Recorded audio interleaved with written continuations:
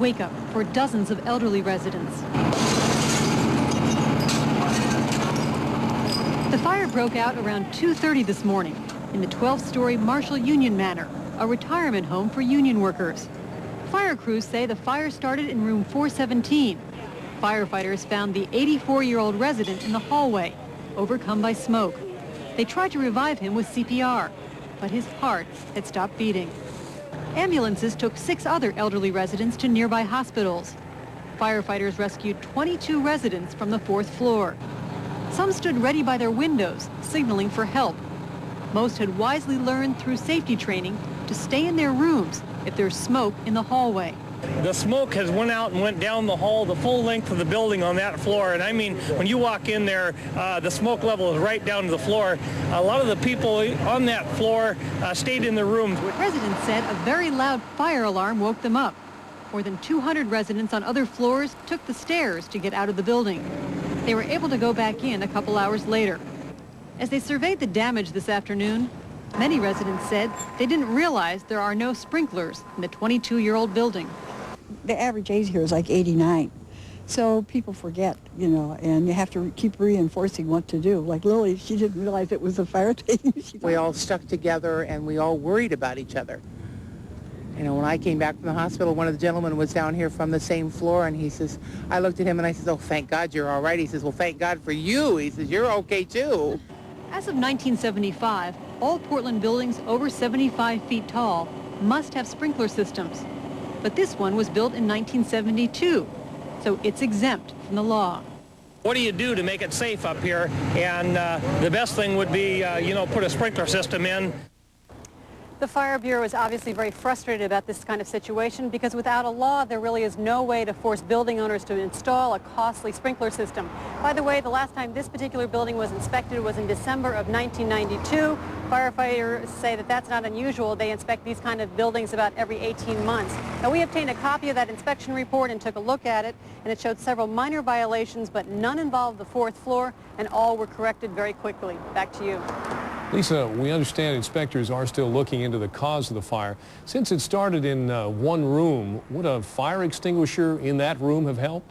Definitely, Mike. They say that's something that everybody should have, whether they live in a small apartment or in a home. Definitely have a fire extinguisher handy. But they say one thing, though, don't forget to call the fire department. It may sound silly. They say, though, the problem they find with elderly folks is they try and fight a fire. It gets out of control. Then they call the fire department. They say they'd rather have you call them when you smell smoke and have them come out many times than for you to try and fight the fire yourself and then call them. So call them first before you make any attempt, but any kind of protections you can have, like a fire extinguisher, those are good things to have on hand.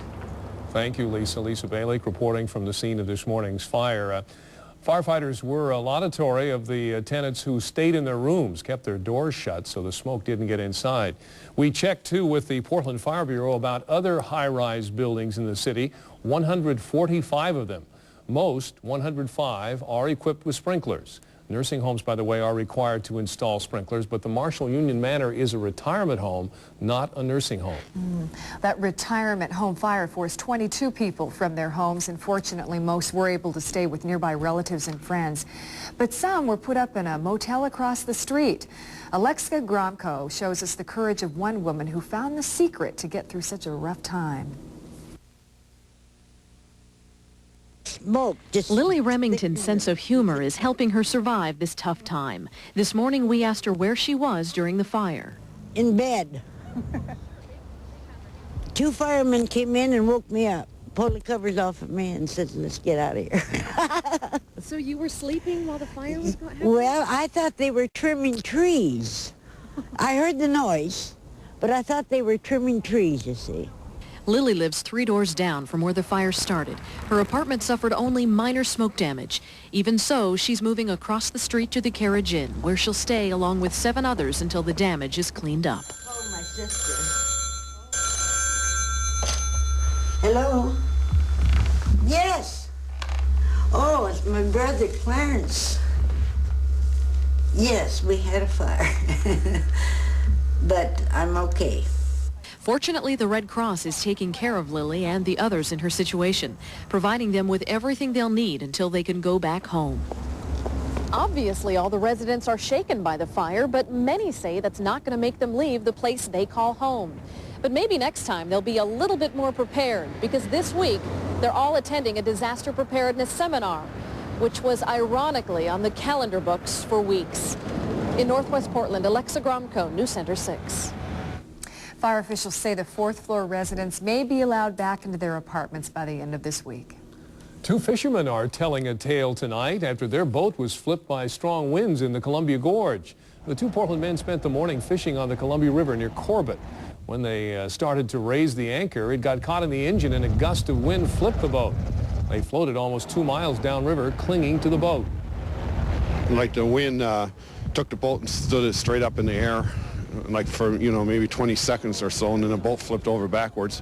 One guy jumped and the other guy went over with the boat. Ambulances took both men to the hospital where they were treated for hypothermia. Remarkably, this dog was fine after spending 45 minutes in the cold water.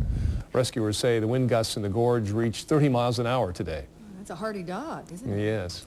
Well, those winds are apparently blowing down the gorge, and we'll meet up with a front that should bring us a change in the weather. And since we've been enjoying beautiful spring-like weather, a change must mean rain. Is that right, Jim? Well, a change certainly means clouds. The chances for rain are not all that great because the weather system, while it looks fairly impressive on our satellite pictures, is kind of falling apart as it moves on in. Take a look at the satellite picture, and that's a good band of clouds out there. When we superimpose the fronts, it looks fairly impressive. But it has been weakening, so it's this area that's going to affect us. Move on through, so we'll see more clouds tomorrow than we saw today. Looks like pretty much an overcast day. Not a lot of rain out of this, I don't think. We may get a few sprinkles here and there, so we'll keep the chance for rain in the forecast, but I don't want to make it sound like it's going to be just a rainy day all day tomorrow. Certainly a lot of clouds. Next couple of weather systems out here look like actually they're heading a little more to the north of us, so we'll see drier weather, a little more sunshine then for Thursday and Friday. Another weather system is due in on Sunday, and we'll talk more about that coming up a little later in Newsroom 6. I can handle that change. Thank you. Coming up next, we're going to update today's developments in a situation some are comparing to Watergate. And we'll hear how Northwest Democrats feel about so-called whitewater. Also ahead, can Portland's golfers rescue high school sports? Judge this bailout plan for yourself. And you'll spend more to keep in touch. Learn how much a stamp may cost us next year.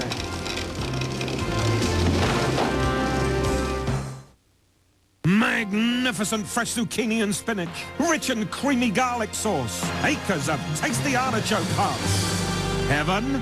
No, just oh so fabulous round table pizza. Nothing's ever skimpy at this famous address. Never. Where they've got a fancy French word for artificial toppings. Lousy. It's yet another sumptuous, scrumptious marvel from our plucky pizza prince. The new gourmet veggie pizza from Round Table. Ciao. My phone is like a door. I answer it, I let someone in my home. Hi, I represent the Army. I hate them all. The yes, too. Is your refrigerator running? I'm a Leo. That can be a problem. But US West has a simple answer. Caller ID. It keeps track of who's called and lets me know who's calling now, in case it's someone I really want to talk to. Relax, he's the plumber. For simple answers like caller ID, count on US West. It's like no other RV show, the all-new Spring RV Show of Shows. Why? Simple. The newest manufactured RVs available. Exciting new RV brands and models never before shown at the Show of Shows. See the latest models plus all new display booths filled with RV accessories and extras. And while you're there, help out the Salvation Army. Bring a can of food and save $1 on an adult admission. It's the all-new Spring RV Show of Shows, March 9th through the 13th in the Expo Center. Don't miss this all-new RV spectacular. Okay, let's talk it through. R is equal to the rate of production. The school day is over, and there are papers to grade and lessons to plan. But today, like most days, that will have to wait until after dinner. So the profit is equal to or greater than X. Because when students are learning skills to carry them through college and beyond, a little extra time can make all the difference. Good work. A good education takes good people who take the time to care. Let's try the next one. President Clinton today hired a White House attorney who was practicing law well before Clinton was even born. Lloyd Cutler will add a little gray to Clinton's baby boomer staff during a time when the White House is being shaken by whitewater. This isn't the first time Lloyd Cutler has stepped in to help a president. He served President Carter during 1981. This time he says he will stay just 130 days. In government, as in other aspects of life, trust is the coin of the realm. And, Mr. President, I pledge myself to do what I can to assure that that trust is maintained. Cutler is known as a Washington insider who represented former Secretary of State George Shultz during the Iran-Contra proceedings and pushed for Robert Bork's failed nomination to the Supreme Court. Most recently, Cutler fought Washington state term limits. Cutler now joins the White House as Clinton searches for a replacement for Bernard Nussbaum, who, as you remember, quit under fire for his handling of whitewater. Cutler says he wants everyone in the White House to cooperate in these whitewater probes. As headlines fill with the whitewater scandal, some in the White House are calling it mostly media-created hysteria. NewsCenter 6 reporter Kim Wright in the nation's capital talked with Oregon Democrats about the president's troubles. To look into the matter. Any comparison between Whitewater and Watergate is irresponsible. Depending on whom you talk to, the Whitewater scandal is either media and Republican-created hype or the nation's next Watergate. What you know is that every major investigation made by the media, hardly known for their Republican sympathies, has uncovered many important questions about Whitewater. Mr. Speaker, how many people outside the Beltway in Washington, D.C. care about Whitewater? Zero. More and more, Whitewater becomes an inside the Beltway issue raised by those who oppose the president but can't criticize him on the substance of his policies. Hey, hey, ho-ho, Republican witch hunt's gotta go, hey, hey. Both sides of the issue are rallying their troops. While Republicans on the Hill are holding news conferences, feminists outside the White House are crying foul, especially about how the media and Republicans have treated the First Lady. But I don't think that we are talking about a major scandal. I think that the efforts to fan this into a scandal have become a feeding frenzy. And I think that the media's played into it. And while many congressional Democrats have been slow to jump into the fray, Oregonians here are standing by the president for now. Frankly, there are some who just want to play for headlines and sensationalism. That's why it's so important for elected officials, and I just came home from town meetings this weekend to be out in their districts talking to constituents and hearing them out. Any issue like this needs to be not tried in the press, of course. I think we need to have open hearings. We need to make sure that the special counsel is able to do his job. So there's no doubt about it. This has become very much a partisan issue. Democrats hoping to wait for the special counsel's investigation, while Republicans continue to call for full-fledged congressional hearings. Kim Wright, NewsCenter 6, Washington. Today, President Clinton called Whitewater a real estate deal gone bad that cost him a lot of money. He insists that no one has tried to abuse the authority of the White House by influencing the investigation of the land deal. The cost of a postage stamp may soon rise, but this time by 3 cents. Today, the U.S. Postal Service formally proposed raising mail rates more than 10%. That would boost the cost of a first-class stamp to 32 cents, an increase of 3 cents per stamp. We've been paying 29 cents for 3 years now, and it's time, they say, for an increase. So says the agency that lost over $1 billion last year. Along with the stamp increase, the cost of sending a postcard could rise by 2 cents, as could the cost per ounce for sending first-class mail. An independent board will not make a final decision on the increases for about 10 months. So it will be early next year before we see any of those 32-cent stamps.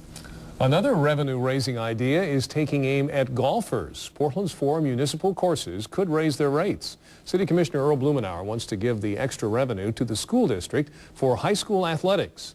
If your driver's license doesn't say Portland, a round of golf could cost you a little more, as Mark Sanchez reports. The plan targets non-resident golfers. The plan targets non-resident golfers. They play most of the 600,000 rounds Portland city-owned courses will see this year. Any weekday, a round costs $13, but could jump another $2 for out-of-towners. I heard very few complaints. I don't have a problem with that, not really. That's not a lot. I mean, we're paying an average of 20 to 25 for public courses down there in California. Where it's going is a fine place. They need it. They need it real bad today. Do they ever? High school athletics in Portland could be gone within 2 years. Tax limitation put the squeeze on school financing. The Blumenauer surcharge might raise another $400,000. It's not a complete solution. Blumenauer says, though, it could mean the difference between saving kids or losing them. For me, it is being clear about what our priorities are, and that ought to be our kids working with the school board and having a city that works. I think the main thing is just making sure that the fees themselves are reasonable. You won't hear much squawking from neighboring cities. Many of them already charge non-resident fees to Portlanders for using their recreational facilities. Another point, even at $15 a round, golf in Portland is about equal in cost with other public courses in the area. If fees do go up, the Parks Bureau would prefer they go up across the board for everyone. Officials say that would be easier to manage and perhaps be a little more consistent, because right now the city collects 50 cents on green fees from resident and non-resident alike. That works out to about $300,000 a year, and that money goes for programs to help at-risk kids in Portland. Blumenauer hopes to formalize a rescue plan within a month. It could mean golfers to the rescue of high school sports. Mark Sanchez, NewsCenter 6. Those athletics cost more than $2 million a year. Portland's upcoming school budget will cut $25 million in spending, and next year, $50 million. You can make a lot of money on this. Golf is huge here. Very popular, and doesn't sound like that, in comparison, is that much of an increase. Right. Coming up next, NewsCenter 6 is going to investigate how your tax dollars are being spent on public lands. And in about 10 minutes, a tragic story from Washington State of a fatal dog attack involving a 5-year-old and a Rottweiler.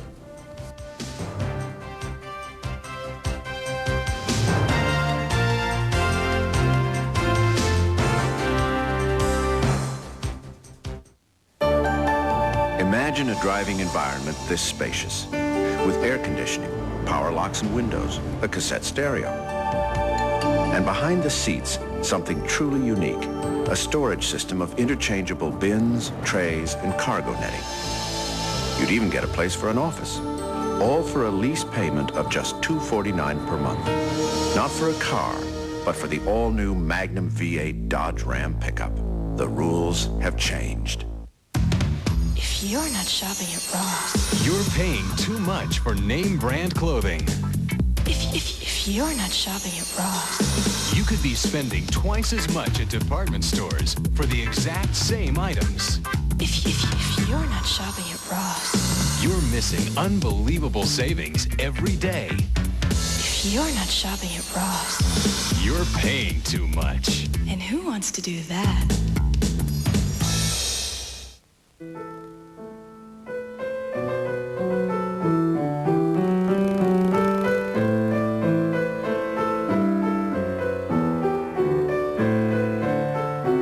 If you're going to spend extra time on something, make it variations on Bach, not writing checks.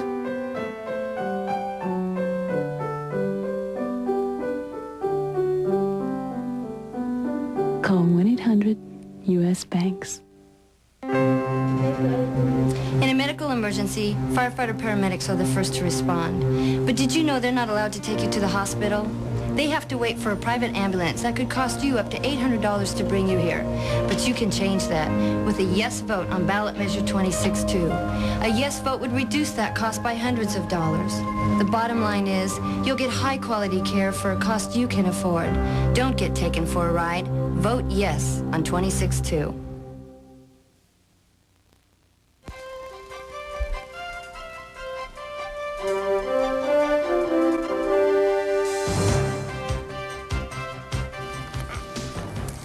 Once loggers cut trees on federal land, it's up to the government to get the acres replanted. But auditors are now questioning reforestation programs at the Bureau of Land Management. The Office of Inspector General tells us the BLM dipped into more than $5 million in reforestation funds to pay for such things as public relations. Eric Mason tonight has more on the diversion and a new shakeup at the top of the agency.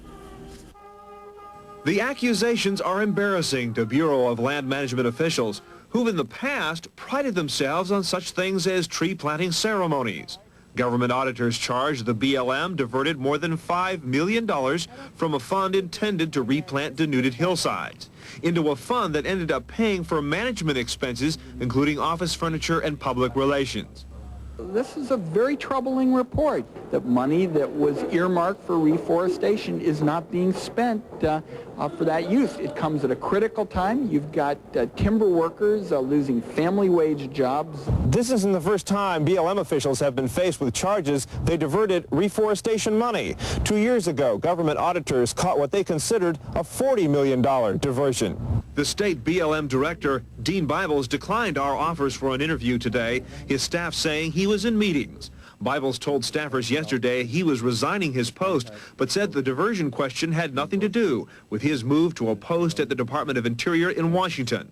While top BLM officials weren't talking, BLM public affairs specialists did agree to explain the money troubles. There isn't one dime that's been misspent or misappropriated.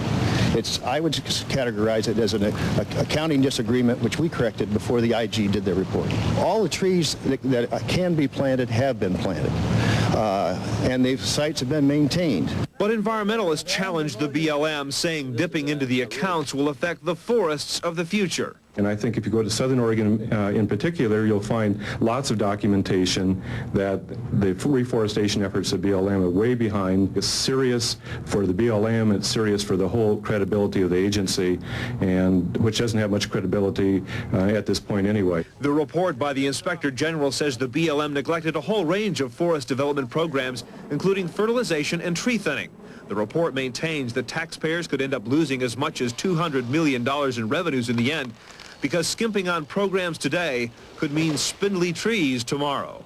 In Portland, Eric Mason, News Center 6. Eric tells us that Congressman Wyden says he'll ask Interior Secretary Bruce Babbitt for a full audit at the Bureau of Land Management. If you're wanting to run for state or federal office in Oregon, it's too late. You needed to file by 5 o'clock today for the May 17th primary. A number of veteran office holders are bailing out this year, but there's no lack of candidates to take their place. 2 congressional seats are open. 5 Republicans and 3 Democrats are seeking that 2nd district seat vacated by Representative Bob Smith. And in the 5th district, 4 Republicans and 5 Democrats are hoping to succeed retiring Representative Mike Kopetsky. In Multnomah County, a race there, 23-year-old veteran of the Sheriff's Department filed for sheriff. Vera Poole is a shift commander at the Inverness Jail. She said the Sheriff's Department must become more progressive and creative in combating crime. Poole believes her experience in criminal justice system management would improve the sheriff's efficiency. Incumbent Bob Skipper is seeking re-election. David Chambers and Kirby Brulard also filed for that office. Coming up, wine connoisseurs have been enjoying vino from California for years. In about 10 minutes, we're going to visit a Portland microbrewery that's betting Californians will drink beer from the Northwest. Next from the News Center, in the Astoria trial watched on national TV, the verdict is guilty. And Jim Little forecasts a change in our weather. As well as plain. Well, the first time I tried it, it was like, whoa, this is a new experience. Arm & Hammer Dental Care Tartar Control Gel. What's it like the first time? It's just like I left the dentist chair. You know that polished feeling you get when the tartar's gone and your teeth feel brand new? Arm & Hammer is the tartar control gel with baking soda and a fresh mint taste. So now I get that fresh from the dentist feeling anytime I feel like it. Arm & Hammer Tartar Control Gel for that fresh from the dentist feeling you clean. And now introducing that healthy feeling in new neat and easy stand-up tubes. Look for them in your store today. It consumes your every waking moment. After all, this is an irresistible combination. It's a cheese lover's dream. With shredded cheddar cheese, sliced Swiss, and a Parmesan cheese sauce. It's Arby's $1.99 triple cheese melt sub, a cheese lover's dream. 3 cheeses smothering Arby's roast beef on a freshly toasted sub roll. You're completely powerless. Enjoy the triple cheese melt sub, only $1.99 and only at Arby's. Every night, while the world's asleep, Gary Schaefer loads up kid stuff for Fred Meyer. Now, Gary won't hear little Rachel talking to her Barbie, won't see Nick's look of surprise, or the smile on Marcus's face. And that's okay. It's all in a night's work for Gary. He's just happy to bring a big smile to a little face. You'll find it at Fred Meyer. The creditors were really on us. I ran out of stories to tell my creditors. There's nothing left you could do except for come to Consumer Credit. That counselor was wonderful. Not paying a big fee to Consumer Credit Counseling help. They have changed our life tremendously. We have a savings account. We've bought a car. Just go see Consumer Credit Counseling. Guarantee you they'll change your life. Counseling is free at Consumer Credit Counseling Service. Call 232-8139 for a free videotape or appointment. Now, your complete source for Northwest news and information. This is News Center 6. It's 5:30. Welcome to News Center 6. A woman who was elected to uphold the law in Clatsop County has tonight been convicted of misusing her office. Late this afternoon, jurors found Julie Lenhart guilty of all 7 counts against her. Here's the count. Guilty of forgery, guilty of tampering with records, and guilty of official misconduct. Jurors believe Lenhart used her office to try to get police to drop a ticket against